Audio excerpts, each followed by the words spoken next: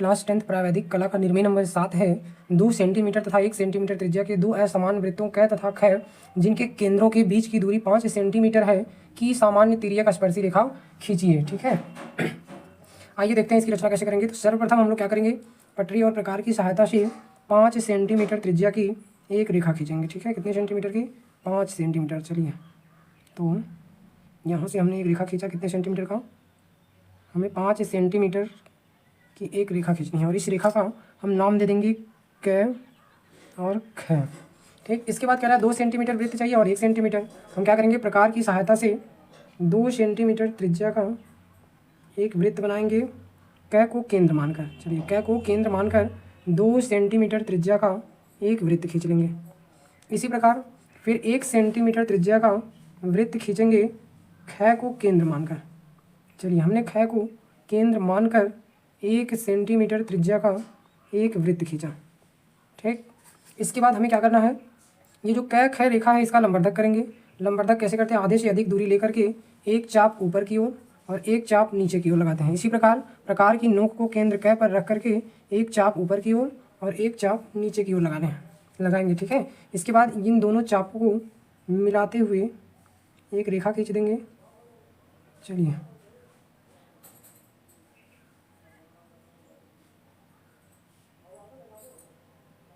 एक रेखा खींचनी है इन दोनों चापों को मिलाते हुए। ठीक है, चलिए, हमने एक रेखा खींच दिया। हमने माना कि ये जो रेखा है वो क ख रेखा को बिंदु प पर प्रतिच्छेद करती है।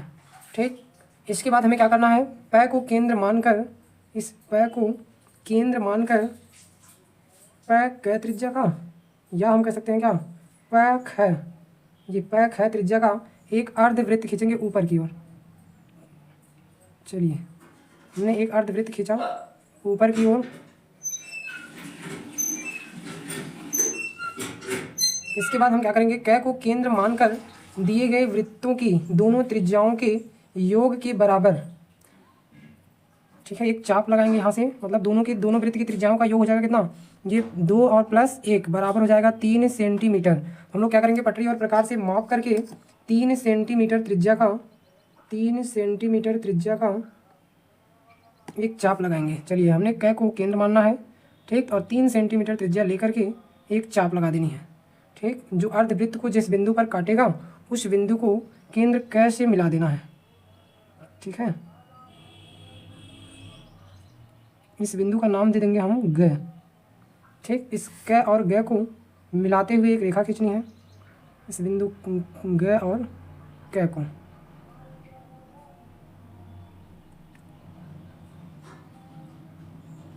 चलिए, हमने एक रेखा खींच दिया यहाँ पे। इसके बाद जो ये वाली जो रेखा है वो क केंद्र वाले वृत्त को बिंदु च पर काट रही है, बिंदु च। ठीक, इसके बाद हमें ख केंद्र वाले वृत्त पर नीचे की ओर इस क ग के समांतर एक रेखा खींचेंगे। तो क ग के समांतर कैसे रेखा खींचेंगे, तो सबसे पहले देख लेंगे, यहाँ पे इस प्रकार की नोक को भर लेना है और इसी वृत्त पर एक ऐसे चाप लगानी है इस टाइप से। ठीक है, फिर इसके बाद प्रकार की नोक को यहाँ रख करके देख लेंगे यहाँ कितने डिग्री का या कितने का चाप कट कर रहा है, ये चाप को मेजर कर लेंगे यहाँ रख करके। फिर प्रकार की नोक को यहाँ, ये ऐसे देखिए, इस चाप को मेजर करके इस केंद्र क वाले वृत्त, जो केंद्र ख वाला वृत्त है उस वृत्त को यहाँ पे वृत्त के किसी भी बिंदु पर, मतलब यहाँ पे रख करके एक चाप लगा देना ऐसे। ये चाप जहाँ कट कर रहा है उसी को मिलाते हुए एक रेखा खींच देनी है नीचे की ओर। ठीक है, इसी बिंदु को मिलाते हुए, मान लीजिए यही बिंदु है, इस बिंदु को मिलाते हुए नीचे की ओर एक रेखा खींचनी है हमें। चलिए, नीचे की ओर खींच देंगे और वो रेखा डॉटेड रहेगी। हमने माना कि ये वाली जो रेखा है वो ख केंद्र वाले वृत्त को बिंदु 6 पर काट रही है, बिंदु 6 पर काट रही है। ठीक, अब हम लोग प्रकार की सहायता से, पटरी के प्रकार की सहायता से इस बिंदु 6 और 6 को मिलाते हुए एक रेखा खींच देंगे। चलिए, इस बिंदु 6 और 6 को मिलाते हुए एक रेखा खींचेंगे और यही जो रेखा होगी वो हमारे दो असमान वृत्तों जिसके केंद्र क और ख है उनकी सामान्य तिर्यक स्पर्शी रेखा हो जाएगी 6, 6 और 6। ठीक, तो आइए देखते हैं रचना के चरण कैसे लिखेंगे। रचना के चरण में हम लोग जो जो काम किए उसको स्टेप बाय स्टेप लिखते चले जाना है। तो लिखेंगे रचना के चरण। रचना के चरण में हम लोग पहला पॉइंट लिखेंगे क्या, सर्वप्रथम सर्वप्रथम सर्वप्रथम 5 सेंटीमीटर की एक रेखा खींचा, रेखा खींचा। इसके बाद हम लोग दूसरे नंबर पे क्या करेंगे, कै को केंद्र मानकर, कै को केंद्र मानकर 2 सेंटीमीटर त्रिज्या का वृत्त खींचा। देखेंगे इसी प्रकार कै को केंद्र मानकर, कै को केंद्र मानकर 1 सेंटीमीटर त्रिज्या का वृत्त खींचा। ठीक, इसके बाद हम लोग तीसरे पॉइंट में लिखेंगे, रेखा कै ख का लंबवर्धक किया, जो रेखा कै ख को बिंदु प पर काटती है। इसके बाद अगला पॉइंट लिखेंगे, कै प त्रिज्या का एक अर्धवृत्त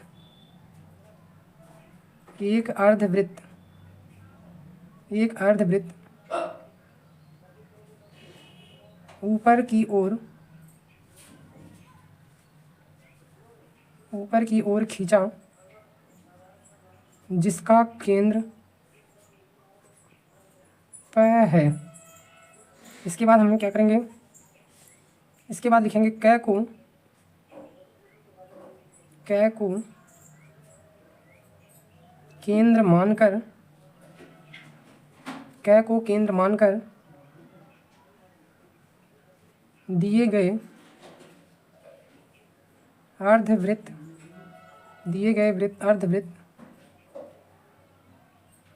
पर दोनों वृत्तों की त्रिज्याओं के योग के बराबर त्रिज्या का एक चाप लगाया, जो अर्धवृत्त को बिंदु ग पर काटती है, तथा कै ग को मिलाया, जो हम कह सकते हैं कै केंद्र वाले वृत्त को बिंदु च पर काटती है। इसके बाद लिखेंगे अगला पॉइंट, लिखेंगे केंद्र ख से कै ग के समांतर एक रेखा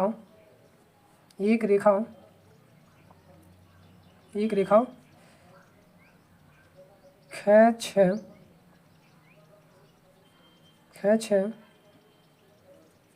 नीचे